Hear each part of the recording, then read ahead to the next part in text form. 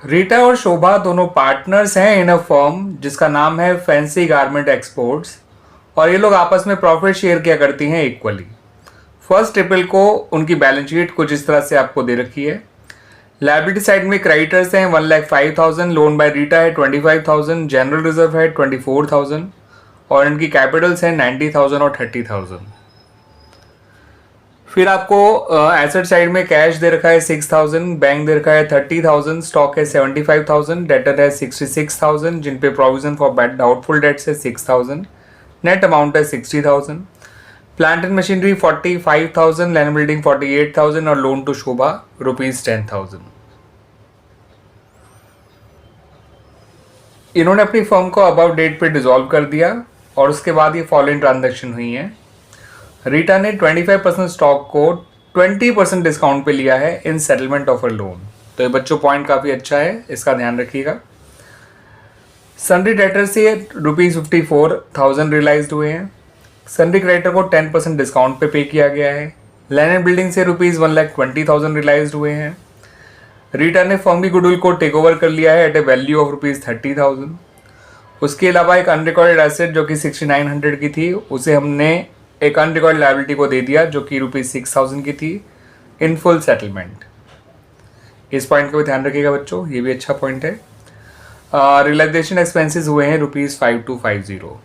इतनी इन्फॉर्मेशन के बाद आपसे कहा गया है कि आपको जो है क्वेश्चन में एक रियलाइजेशन अकाउंट बनाना है, एक पार्टनर्स कैपिटल अकाउंट बनाना है और एक balance sheet of the new firm बनानी है। तो बच्चों रियलाइजेशन अकाउंट कैसे बनेगा इस क्वेश्चन का वो देख लीजिए।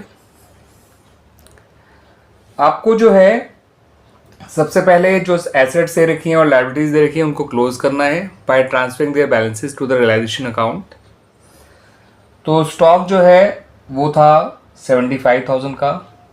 एसेट्स को उनकी बुक वैल्यू पे क्लोज करना होता है बच्चों, ध्यान रखिएगा। डेटर 66,000 के थे, प्लांट एंड मशीनरी 45,000 की और लैंड बिल्डिंग 48,000 का। ठीक है बच्चों, या 93, 99, 159, 164 और 70 जोड़ेंगे तो 234 आ गया बच्चों ये। ठीक है बच्चों, 7, 6, 13, 4, 17, 4, 21, 2, 10, 2, 23, 2, 29, 2, 34, 2,34,000। Provision for doubtful debts close करिए 6,000 से, क्रेडिटर क्लोज करिए 1,05,000 से, ये हो गया 1,11,000। तो जो जो एसेट आपको क्लोज करनी थी वो ये है, स्टॉक, डेटर, प्लांट मशीनरी और लैंड बिल्डिंग। कैश और बैंक को क्लोज नहीं करते रिलेशन में डाल के, लोन टू शोभा को भी क्लोज नहीं करते और प्रोविजन को मैंने एसेट अपोजिट साइड डाल के क्लोज किया था।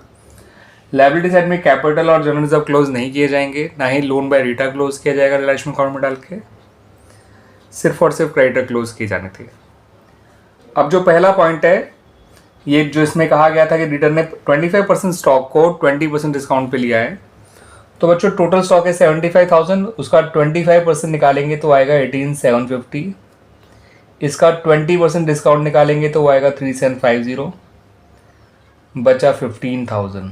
यानी इसने इस 25% स्टॉक को 15,000 का लिया है। तो जितने का उसने लिया है उसको यहाँ लिखिए। पार्टनर लोन आमतौर पे तो रिलेशन अकाउंट में नहीं आता, लेकिन अगर वो अपने लोन के बदले एसेट टेक ओवर करेगा और जितने का टेक ओवर करेगा उतने का हमें लिखना पड़ेगा रिलेशन अकाउंट में ऑन द क्रेडिट साइड।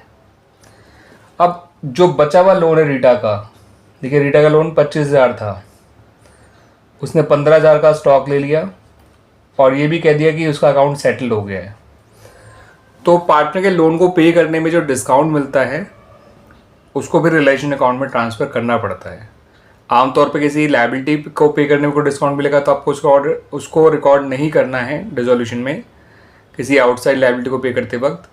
लेकिन अगर पार्टनर के लोन को पे करते समय कोई डिस्काउंट आपको मिलता है तो उसको भी रिकॉर्ड करना चाहिए। ठीक है, सेम रिलेशन अकाउंट में क्रेडिट साइड। ठीक है बच्चों, अब बात करते हैं अगले पॉइंट की। तो बहुत सिंपल सा पॉइंट है। डेटर से ₹54,000 रियलाइज हुए हैं, तो ये आप 54,000 यहाँ पे लिख देंगे। बाय बैंक अकाउंट आएगा बैंक अकाउंट के नाम से। ठीक है बच्चों, क्योंकि जब एसेट से पैसा मिलता है एक बार क्लोज करने के बाद तो पैसा रिकॉर्ड किया जाता है बैंक अकाउंट के नाम से एंट्री बनती है, bank account debit to realisation account, या cash account debit to realisation account भी आप लिख सकते हैं। मैंने यहाँ पे बैंक का यूज़ किया है। क्रेडिटर को 10% डिस्काउंट पे किया था, तो क्रेडिटर थे 1,05,000 के, 10% होता है 10,500, माइनस करेंगे तो बचेगा 94,500। तो क्रेडिटर को जो अमाउंट पे किया गया है वो है 94,500। ठीक है बच्चों। लैंड बिल्डिंग से ₹1,20,000 रियलाइज हुआ है, तो वो लिख दीजिए।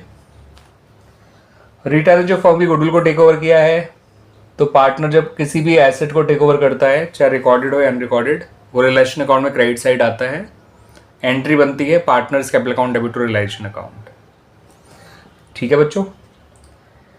और जो अनरिकॉर्डेड एसेट को आपने अनरिकॉर्डेड लायबिलिटी को हैंड ओवर किया था, उसकी कोई जर्नल एंट्री नहीं बनेगी। ठीक है, क्योंकि ऐसे में ना ही कोई पैसा आया है फर्म के पास, ना ही कोई पैसा गया है फर्म के पास से, क्योंकि ये पैसा सेटलमेंट के तौर पे दिया गया है एसेट जो है, दैट्स वाई कोई एंट्री इसकी बनेगी ही नहीं। ठीक है बच्चों, इसको ध्यान रखिएगा। जो रियलाइजेशन एक्सपेंसेस है ₹5250, उनको रिकॉर्ड कर लीजिए डेबिट साइड, एंट्री होती है उसकी realisation account debit to bank account. ठीक है बच्चों।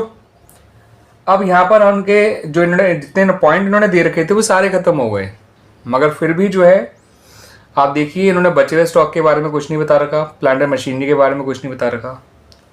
तो दोनों ही टेंजिबल एसेट की कैटेगरी में आते हैं, और अगर किसी टेंजिबल एसेट के बचे हुए उसमें के सेल के बारे में या उससे अमाउंट रियलाइज के बारे में कोई इन्फॉर्मेशन नहीं है, तो ये माना जाता है कि उनकी बुक वैल्यू के बराबर ही हमें अमाउंट रियलाइज हुआ होगा।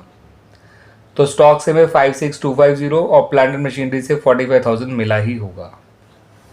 ठीक है बच्चों। स्टॉक का 56,250 कैसे आया बता देता हूँ। टोटल स्टॉक है 75,000, उसका 75% निकालेंगे तो 56,250 ही आता है, और प्लांट एंड मशीनरी तो थी ही 45,000 की, दैट्स वाई। ठीक है बच्चों। तो जितना टोटल अमाउंट पे किया वो है आपका 99,750, और जितना पैसा मिला वो देखते हैं कितना है। 120 और 54 होता है 174, 179, 219 और 6 होता है 225, और 50 होता है 275, 250। ये आ गया बच्चों आपका total amount realise from the assets. अब देख लेते हैं हमें ओवरऑल फ़ायदा हुआ या नुकसान इस रियलाइजेशन में। 234 और 99 होता है बच्चों 333, तो ये 333,750 तो डेबिट साइड का टोटल आ रहा है। क्रेडिट का चेक कर लेते हैं। ये एक 11 है, एक 16, एक 26, एक 56, 356, 361। ठीक है बच्चों। और 70 होता है 431। सेकेंड दोबारा देख लेते हैं बच्चों। एक 11 और 15, एक 16 नहीं, एक 26 होता है, एक 26 और 10, एक 36, 136, 166, 366, 371 और 70 होता है 441। 441 250 आएगा बच्चों। 441 250। 250 minus 750 is 500, and 40 minus 33 is 7, और 4 minus 3 is 1। तो आपका ओवरऑल गेन आया रिवोल्यूशन पे 1,07,500। गेन इसलिए आया क्योंकि आपकी क्रेडिट साइड डेबिट साइड से बड़ी थी, और जितनी बड़ी थी उतना गेन आएगा। तो यहाँ हम लिख देंगे टू गेन, और इस गेन को हम ट्रांसफ़र कर देंगे रिलेशन अकाउंट में, सॉरी पार्टनर्स कैपिटल अकाउंट में, यानी रीटा और शोभा के कैपिटल अकाउंट में। 107,500 टोटल लिख दीजिए दोनों तरफ। 441,250, 441,250। ये आएगा जब इसे इक्वली बांटेंगे तो ये आएगा 53,750, 53,750। ठीक है बच्चों। और इस तरह से हमारा ये रियलाइजेशन अकाउंट कंप्लीट हो गया। एक एक चीज़ उम्मीद करता हूँ आपको समझ में आ गई होगी। ठीक है बच्चों। Now come to partners capital accounts. तो पार्टनर्स कैपिटल अकाउंट जब आप बनाएंगे तो सबसे पहले तो आप बच्चों पार्टनर्स के ओपनिंग कैपिटल बैलेंसेस लिख लीजिए। 90,000 and 30,000 for Rita and Shobha, general reserve 24,000 दे रखा था, उसको बांट दीजिए 12,000 दोनों में। बैलेंस शीट के अंदर जो चीज़ बांटने वाली होती है उनको बांट देना चाहिए। फिर जो रियलाइजेशन का गेन आया था वो लिख लीजिए 53,750, 53,750। और रीटा ने जो गुडविल टेक ओवर करी थी वो डेबिट साइड में आएगा रिलेशन अकाउंट के नाम से 30,000। ठीक है बच्चों, और कुछ रिकॉर्ड करने के लिए है ही नहीं। कैपिटल के बैलेंसेस थे, एक्यूमुलेटेड प्रॉफिट्स था, रिलेशन से जितनी चीज़ें टेक ओवर करी थी वो लिख ली गई। ठीक है, और रीटा ने जो लोन के बदले टेक ओवर किया उसे यहाँ मत लिख दीजिएगा। ठीक है बच्चों, उसका लोन अकाउंट अगर मैं बनेगा तो मैं बता देता हूँ कैसे बनेगा। ठीक है, बाकी यहाँ और कुछ नहीं आएगा आपका कैपिटल अकाउंट में, और जो भी इनका फाइनल अमाउंट होगा वो उनको पे कर दिया जाएगा। 90 और 12 होता है बच्चों 102, 102 और 53 होता है 165। 165 750 में से 30 कम करेंगे तो 135 750 आता है। ये रीटा का फाइनल अमाउंट है जो उसे पे कर दिया जाएगा।